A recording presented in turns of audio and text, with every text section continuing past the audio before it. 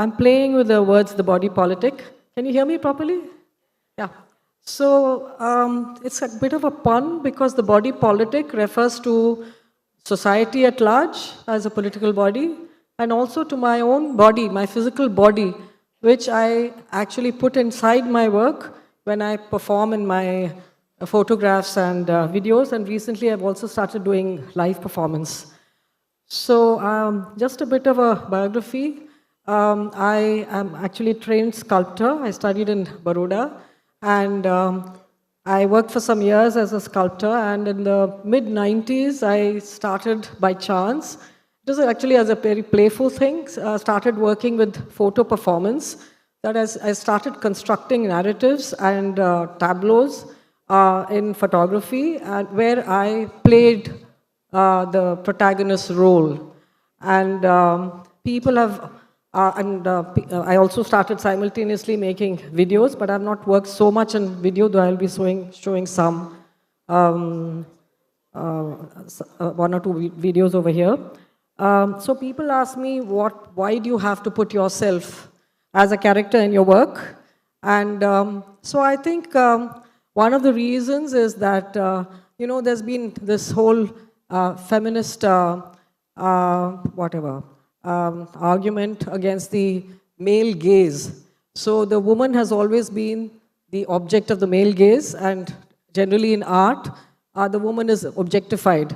So one of the reasons, of performing and being the subject in the work is also to be both object and subject, and I as the artist being in the work also makes me central to the argument or central to the narrative, where I'm part of it and not away from it, and I'm at the center of the interrogation that I am doing. My body, my physical body itself is at the center of the interrogation.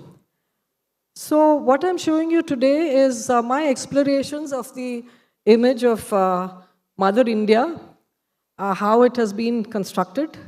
And I'm working in different forms. Actually, I first got the idea in, I think, late 90s, and where I thought of working with the historical images of Mother India. And the funny thing about India is we're always over the top, because other countries may have one goddess, may have one image, symbol of the country like Britannia or something like that. But we have several symbols, and they change historically.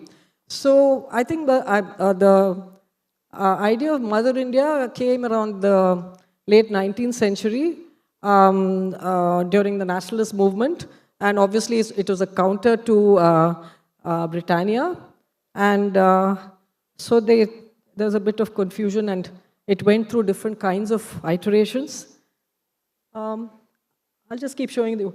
So I've done a few playful works which are with myself in this kind of very popular photo studio setting, and so there's a painted backdrop, and there I am sitting on this kind of prop, which is a papier-mâché lion. So I'm sort of enacting different kinds of images.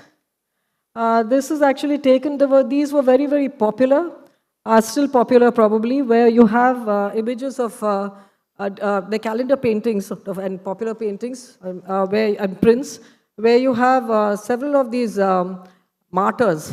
It could be Subhash Chandra Bose, or it could be, this is Bhagat Singh, offering their heads. They've cut off their own heads and they offer it on a plate to, or in their hands to Mother India. And this is the lion and the flag. So this is another thing I made in, I was asked to, I went for a workshop to Gujarat, to a place called Uttarayan. And this is kind of a put together over there. It's called Motherland, Lioness and Blood, where there's a figure of Mother India. Usually she is in red. In the south, usually she is in red, but she's also sometimes in a white sari. And so the kind of palace setting. So this was a live performance which I did with poet Mamta Sagar, a Kannada poet Mamta Sagar, who's a neighbor of mine as well as a good friend. So I've never done this is my first live performance. And but I thought this is for a kind of art project organized by a friend, which was a one-year project, and many of us gave some money, and in return we got 2 weeks to use that space. And I said, like, it's only us, let me try something new. I like to push the boundaries and give myself some risks so that I don't get too complacent. And I had this image of myself as Mother India knitting red wool. So of course, the base of it was, I guess, this story about the French Revolution, where you had these women, like, sitting in front of the guillotine and knitting. And I asked Mamta, like, can you respond to this with some nationalist poetry? So she said, this is very interesting, because she had done her PhD on early Kannada women writers, and she said, we'll talk about the story of Nanjangud Thirumalamba, who was this important woman writer in Karnataka, who was an editor, ran some journals. She was a widow who educated herself, but at one point she was insulted by a leading Kannada writer, and then she went into oblivion. So this was a half-hour performance, and I've got a lot of stage fright, and I don't like to do live performance. So I thought of it as a very elaborate set. It's very theatrical. So I got this backdrop from Delhi. It's one of these Ram Leela sets. And we put it up in this artist space. And everything is extremely stylized, including Mother India, who has no volition. And I just sit there, and she's an image. I just sit there and knit, while Mamta, the contemporary poet, is dressed in modern clothes, and she is she moves around, she is very volatile, and she speaks. So she leads me in. I bless the people. I've got these two fake arms, with national flags. So I'm there, sitting there, like, actually here that I had this, I'm just untying knots. I'm not knitting, but untying knots. And the funny thing was, I realized that I couldn't knit or unknot this thing without wearing my glasses. So we worked it into the performance. So that was a big hit. So I said, Mother India cannot see. So I'll just quickly go through these. So she keeps walking around the stage, and all I do is knit, or here in this version, I untie the knots. So I don't look up, I don't react to her. And what she's doing is that she starts talking about the image of Mother India and how this Mother India was created as an ideal a goddess or a woman, as an ideal for every Indian woman to imitate. And she goes on to the status of real women in the country, and also the history of the old Mysore state, because Mysore state was the first state to have a legislature. And there were very lively debates about women's education and women's reform, widow remarriage and all that in the Mysore legislature. And then the story of Thirumalamba, the writer, and then how she was insulted and then she disappeared. And then how the feminist writers rediscovered her. And then it ends with, I think Nehru said something like, how is that a poor country like India has this aristocratic queenly figure as the symbol of the country.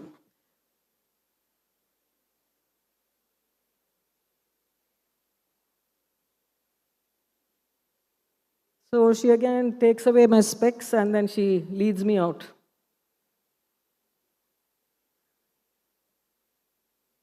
So this is the costume, which is something like a Bharatanatyam costume in this. So another version of this is a sculptural thing where I did a diorama with several images of Mother India, and this has also been widely shown. So again, I have this palace set. I'm sorry, like the projection is not great. I hope you can see the details. So they're mannequins dressed in different costumes and of Mother India. There's also a cow, there's Kali, but they're like mannequins. So this is a series, actually, I think I did the first one in 2004 or 2005. And these are the historical images of Mother India. So Christopher Pinney says that this is the first image of Mother India that he found. And many of them come from Calcutta because the print culture was very strong there. So most of them are in the form of prints. And also these prints used to circulate a lot throughout the country because the British would sort of keep censoring these nationalist kind of activism and narratives, but people would find different kinds of ways of secretly circulating nationalist information. So the image on the right is the original image, which I have recreated and performed in. Several of my works are actually, many of my works actually are recreations of existing historical images. And I do that so to bring them up to the public gaze and so that they become subjects for debate. So here I am playing this old woman who is actually a version of Mother India, one of the early iterations of Mother India. And what she is doing is handing over a young boy to Britannia. So this is very interesting because in the early days of the nationalist movement, people thought that the country was very old and it needed rejuvenation. So there was this whole thing going around of a young India. And in fact, even Mahatma Gandhi, like he ran 2 journals called Young India and Navjivan. So there were many, I think Tilak also wrote a book called Young India. So there's this whole notion of that the country had to be rejuvenated and renewed. So Kichaka Sarandri again is a very interesting story. Kichaka Sarandri, what happened was that when there was a lot of British censorship, so what people started doing in India was to take from the mythology and the epics, especially stories of rape and abduction and so on. This is, of course, from the Mahabharata, where Draupadi and the Pandavas are in hiding and in the last year in exile. And the queen's brother, Kichaka, tries to molest Draupadi. So this whole molestation was seen as a kind of metaphor for colonization.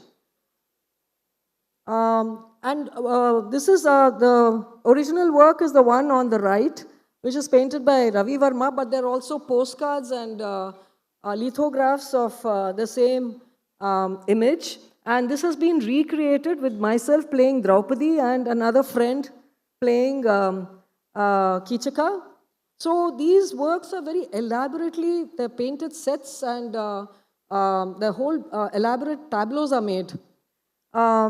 This image was circulating as a covert image for nationalism throughout the country in the form of postcards. Historical image of Mother India was Kali.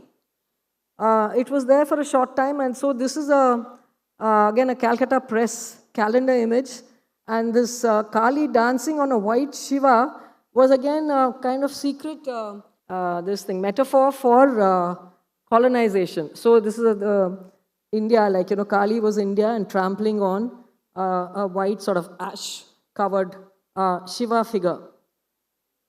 And it's quite interesting, like the background is like Michelangelo's, Last Judgment or something like that. It seems to be based on that.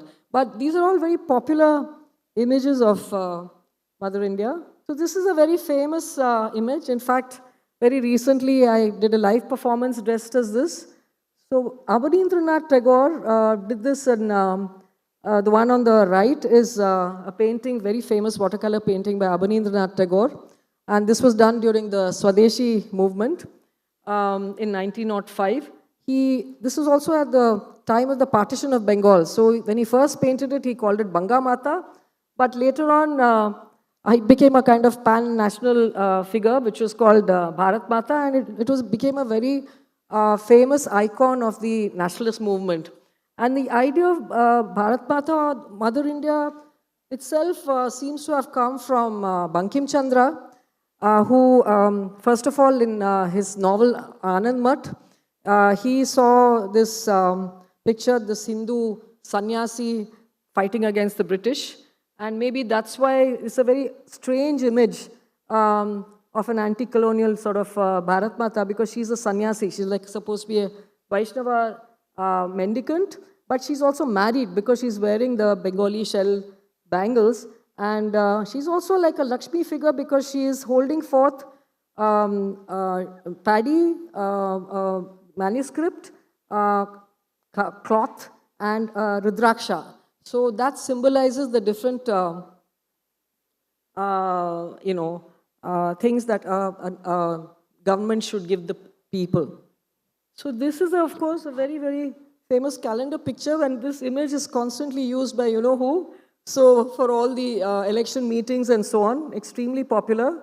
So here, Mother India becomes like Durga, and she has a lion and the map of India. So this map of India, the goddess in front of the map of India is a very, very popular image. This is only one of them, and in fact in Banaras, I think there's a temple with this, where the map of India is actually worshipped. And this image of the lion is supposed to actually directly come from the Britannia image, which also has this lion image. So I wanted to update this, and I love this series of large watercolor paintings by my friend Atul Dodia. And here there is this Mother India like an old crone, chakki piecing. And I know that reference because he's also a film buff like me. And you know, Mother India, where Nargis is shown, where Nargis is a symbol of the country, and the peasant rural woman, the strong peasant rural woman, and this whole thing of the chakki piecing, you know, which the grinding the flour, which is like this whole thing of metaphor for rural labor and purity of labor and the woman's labor and so on. So this is me. This is the one on the left is what I've recreated, and I'm actually playing that role. It was very, very complicated because I had to, for several years, I had to figure out how to actually do that because it's not a realistic painting at all. It's extremely sort of stylized. So I finally worked out it's like body painting, but it's also like I'm using, montage. I've stuck together, taken photographs of me in different angles, and it's stuck together. But all those objects are made. We made the object of the chakki, and the background is painted. It's a huge backdrop, 8 by 12 feet backdrop. And then this was, we made the mask. We made, it was 10 hours of body painting, actually. Really grueling sort of shoot. I mean, if there was more time, I could show you the production part of it, but I think it takes up too much time. Yeah. So this is another live performance that I've done. Now, Gauri Lankesh, you know, the assassinated journalist, was a very close friend of mine and also lived in my neighborhood. And this neighborhood was at the edge of Bangalore when we were, years ago when we first moved there. And so we were quite isolated, and there was just a house here, a house there, and a lot of empty plots. In fact, we used to have the police coming and checking out on us every night because we were these two single women living there. But we also used to have a lot of parties. And Gauri was a good cook, and she gave me several recipes. So when she was assassinated, I found that all the, there's a lot of writing about her. And I found that it was all very like, she was like this kind of distant, this boring sort of activist figure. Actually, she was a lot of fun. She was like all of us, had an excellent sense of humor. She used to love partying. She used to throw big parties. And she had a lot of friends, and we used to, meet each other's friends, and, and she was, so I wanted to, in a sense, normalize her and also do an act of remembrance. And in 2000, she was assassinated in 2017, And I was invited in 2018 to the Hyderabad Literary Festival, where they were celebrating, or rather remembering, four, I think, women journalists who had recently died. So I was invited to do something on Gauri. And I just thought, let me do again, like, experiment with a live performance. And I did a cooking performance. I'll show you three different versions of it. I did the first one in 2018. That was, I really didn't know what to do. So, and I was dressed as Mother India, and I cook. Uh, they just gave me the space outside, so which I didn't expect. And when I set up the table and everything, like, there was a big tree at the back, so it looked fine. And I suddenly came to perform. I found that they'd put this huge banner with 50 faces just behind me, which is very distracting. But strangely enough, I just cook for, it's about half an hour, 45 minutes. It's called, the recipe is called Arjant Saru, which means like a quick curry. It's a tomato curry, actually, which I cook. And I actually, normally, you don't really watch people cooking. It's very boring. But it's amazing that even these little kids, about 100 people were watching me just cook. And at the end of it, we distributed the curry with a bit of rice, like it's like a prasad, or it's like the Christian Eucharist. And why I chose that particular recipe is also, it's a deep red color, the color of blood. So it's a kind of like a ceremony or a ritual of remembrance. So what is interesting about a live performance is that then it's sort of, even on TV, it's a kind of reference to these food sort of channels as well, cooking channels, recipe channels, but they always edit. They never show the entire cooking process. But here, like you have to, and people were watching this thing, all the little sounds, the sound of the mixie, the smells, the steam, and the whole process. And I think it's sort of, it's about slowing down time and, listening and smelling. What happened was that I did another iteration of it in 2021. Actually, after we fixed the performance, COVID lockdown was declared, I think, the second time or something. And so we had to have it on Zoom as a live performance. It was part of a series called Meals Ready, which there's a young publishing company in Bangalore called Reliable Copy, which publishes art books. So they were publishing this book of artist recipes. So they asked some of us to actually cook, and they were going to document it. So I said, I will do this performance. So again, I decided to set up a set so that there would not be a blank sort of wall. But here, this was in a kind of gallery space of friends' artist space. And very simple. So I walk down, I'm wearing a mask. And behind me is this assistant who's in full PPE gear. So that is very interesting costume. So I walk down, and again, she's carrying a velvet cushion on which she has the cookbook with my glasses. So again, we make a sort of ceremony of putting on the glasses. So I write the recipe on the blackboard, and then I start cooking. And at the end of it, it's handed out to these audience. There's no audience, actually. I just called 2 or 3 friends because it was COVID time and you're not supposed to gather, but there was this kind of little few people who were the crew and also there.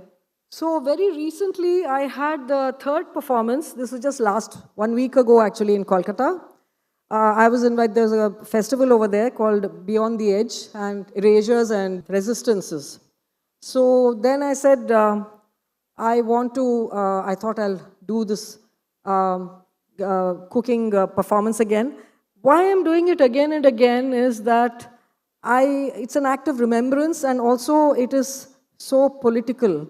Even now, she died in 2017, so it's my way of keeping her memory alive. And also it's interesting, It's a lot of work, actually. Somebody asked me whether I'm going to do a performance over here. I said, no, I'll go crazy because it's so much work to prepare it. So this was interesting because I dressed up as Abanindranath's Bharat Mata because it was, I like to be, it is more local and it was to do with Bengal. And again, the image is very different from the Durga-like image. The Durga-like image is more kind of warrior-like, while this is a peaceful Bharat Mata. In fact, I've been asked by friends, by people, why I want to dress up as Bharat Mata, especially the earlier version, and cook this for this Gauri Lankesh, to remember Gauri Lankesh, because she was attacked for being anti-national.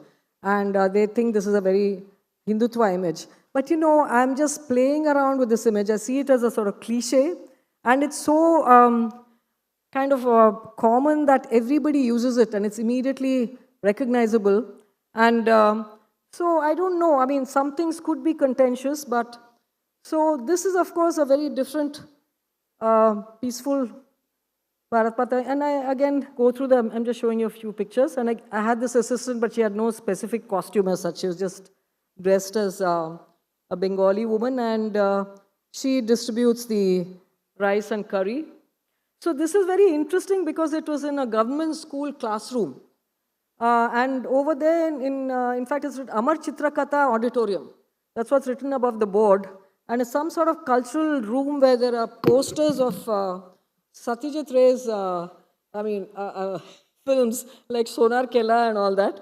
So I used all the local sort of stuff. Everything is from the school itself. And the assistant, what are they called? Moras, we call them, the winnows. She's carrying that, an exercise book which has the recipe. So I take it from her and I start. I don't have the full documentation because it's not yet come, the official documentation from Calcutta. These are just some. So this is quite packed, actually. So this is the people at the end taking the prasad. After cooking, I walk away. There's a long walk, actually, through which from a distance, where I got made up, I walk down and I enter. I pause for a while at the doorway and then I come in and start cooking. But I don't have pictures of all that. So at the end, there's the assistant distributing small quantities of this prasad. Yeah, so I'm also doing a series of videos. It's all in process. And I want to do a series of 9 videos. And actually, I've got recently very interested in eugenics. Earlier in my work, I'm very interested in these 19th century sort of colonial and disciplines like anthropology and ethnography, anthropometry, and I've used it in my earlier projects. And recently, I've got very interested in eugenics. In fact, in New York, I saw this show about the Eugenics Record Office, which was actually in full throttle till the 1960s, and then it became so contentious that it was shut down. But there's a show in NYU which sort of recreated that whole thing. And that's how I discovered about this whole field of eugenics, which I didn't really know much about. So now I'm doing a whole series of works, and eugenics is the pseudoscience of good genes. And there's a whole history all over the world because a lot of progressive people were actually very interested in eugenics, like the suffragettes, for instance. And a lot of governments all over the world, like family planning, directly comes out of eugenics studies. And people like Bernard Shaw, even Nehru, very interested in, and a lot of these early, our nationalist leaders, very interested in eugenics as a way of creating a better race. I'll just show you some stills and I'll maybe, what is the time actually? Excuse me? How much time do I have? Okay. So I've made 3 so far, but I've got these very complex ideas, but I don't know how. It's very difficult to put them into 1 or 2 minute films, silent films. There's nothing explained. So it's a set of films called Good Habits. I'm still working on it. This is called hygiene. There's one called model citizen and called birth control. So I'm using these crazy sort of medical models. I'm buying them. I've got a whole collection of them actually, and I need to do some more. But maybe now I'll just show you hygiene. Can you project hygiene? It's just 2 minutes, so. Yeah. Hi, madam. My name is Dilip Kumar. So, on the first time when you are showing some pictures, it was Bharat Mata pictures. I could see that one of the flag is designed with Om, which you were presenting. Yeah, that I shown your picture with that Om symbol and all. But normally when the Bharat Mata concept invented at the 19th century, late 19th century, that was not there. So I am just asking you whether it was a mistake. No, everything is very deliberate. It takes a lot of work to do all this. You can't make a mistake. There are plenty of images of mother. For example, the one by Jesudas of the calendar picture called Motherland, it has this thing, saffron Om flag. They're very much a part of the iconography now. You'll find many of them. There are many pictures of and illustrations of Bharat Mata and Mother India, by the way. Very interesting. I mean, I can't do all of them because it's very complicated and, to do these tableaus because it takes a lot of work, months of work actually. Well, I'm also making a comment by what I choose. I mean, the cow is very much a part of the Mother India genealogy also, but I didn't know how to actually portray a cow myself by performing. So.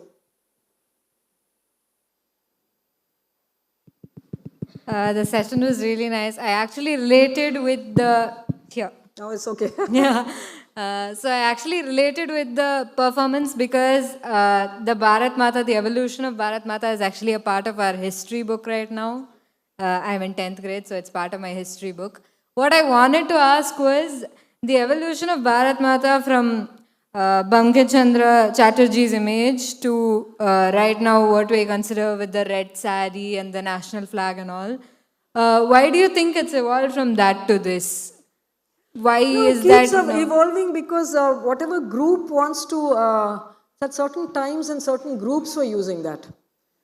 For example, the cow was a very strong image, but I didn't know how to perform the cow because there's no image of a Go Mata as such, But at a certain point, it was very popular as a symbol of India, the cow. And so these are all. There are many images actually. There are many images of Bharat Mata, for instance, hugging like in chains, or hugging kind of shriveling. There are many very interesting sort of imaginative depictions. So I have chosen some which are very central because they're all very complicated to do and yeah. Ma'am, here. Ma'am, good evening, ma'am. Good evening, ma'am. Yeah, okay, yeah. Ma'am, and the last clipping, do you have any particular message to convey? Because it just cleansing up obvious. I think it's quite obvious. That's why I have no text there and everybody knows what it is. I don't explain anything. Okay. See, this message and all that is very odd for us artists to hear. It's like you read a book and say, what is the message of this and all that. No, specifically, it's a complicated thing. You see it and you respond to it. Say, what is happening? You describe it to yourself. Say, what is happening there? Understood, You'll ma'am. know what is happening. It's very clear. Okay. Also, I'm doing a whole series of them. I mean, I'm very slow at it because that first one was done in 2016 and one was done in 2017 and I've got all these objects with me but I don't know how to make them. But I want to make a set of 9. I'm also thinking of these, these charts, these children's charts, like Ideal Boy and Good Habits. It's called Good Habits, the series. But it's very complicated because they're quite complex sort of ideas on how to compress them into this 1 or 2 minute things where you don't explain and it's very obvious what is happening, but it's also complex. I mean, it retains its kind of, you know. Okay, so you've done a lot of depictions of existing iterations of Bharat Mata. Do you have any plans to do any creative ones in the future by yourself, your own depictions? Not. This Bharat Mata, I mean, Mother India series is ongoing, as I said, and I'm doing it in different ways. Like Right. the most recent thing is this performance, like the cooking performance, and I'm having different versions of them. Right. I do a lot of work simultaneously, actually. Right. Okay. So this is like, I first did the first Abhinendranath's Bharat Mata, I did shot in 2005 or something. Right. And then 2010, I shot something. And, it's like in between other works, I'm sort of figuring out what I want to do. And Yeah, it looks like it's an endless the exploration that you can do. it could be, yeah. Or I could get, this one I definitely want to somehow do these 9 films. Right. Because it's also works, I'm doing another set of works on eugenics, so it could be a part of that also. Hi. I was just wondering if you'd like to speak a little bit about what has been the reception to your different performances, and if anything in any performance, in the reception of any performance has stood out for you, or is that something you don't engage with? The live performance. Yes. The live performance particularly. Yes. No, it's been very good, very interesting. I love, I think my work is, any artist's work is completed when you present it to the audience. And I love to have audience reactions, even if critical, So I always ask my friends and people talk to me quite frankly. As I said, that first performance, there was this whole problem of the specs, the spectacles. So I decided to work it into the performance. So it's in each performance, like, this kind of person comes, very ceremonially with this spectacles on a cushion or in a basket or something, and then, put it on very ceremonially. So that was a big hit. Actually, this was in this art space, so it was jam-packed with artists, and they were really ragging us, before we came on and all that. So, but as soon as I came on, like, there was dead silence, because they didn't know what to expect. And it was quite sort of, this glittering sort of costume and all that.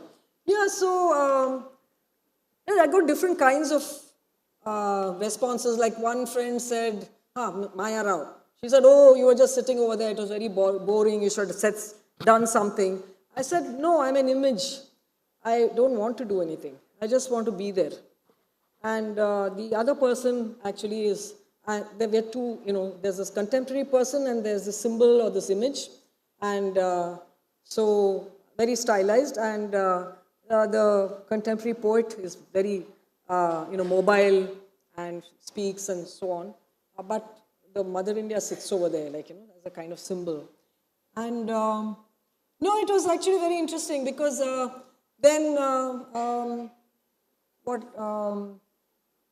so the latest one also with the mother, people actually like them. Like they have generally been getting good responses. One of the things was actually when people ask me like, why are you dressing up as this popular Mother India image, which is being used politically and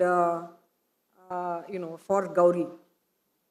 So my response is that I thought about it. I don't just do something like that because it takes a long time.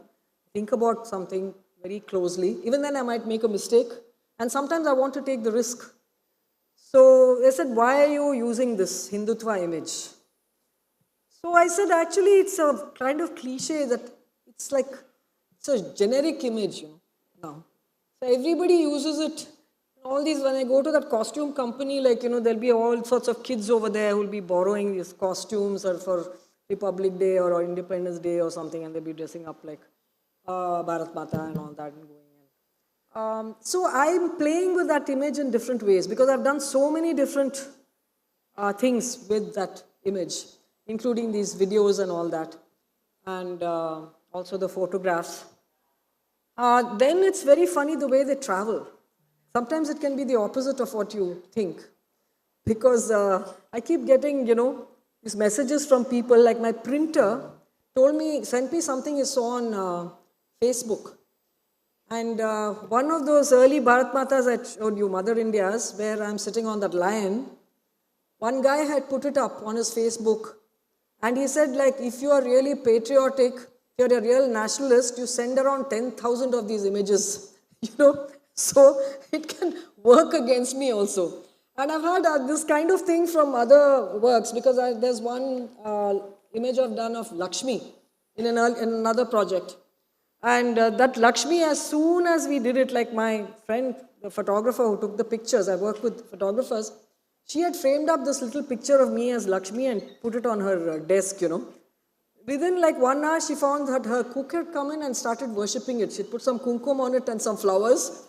And then and then somebody told me recently that they went to visit somebody, in some apartment, and in the watchman's hut, they found this image of me as Lakshmi being worshipped. So it's all going all over the place, and it's sort of amusing. I don't know whether it's good or bad, or sometimes it's the opposite of maybe what I intend, or it just like travels, you know, the images. But they're quite sort of tongue-in-cheek.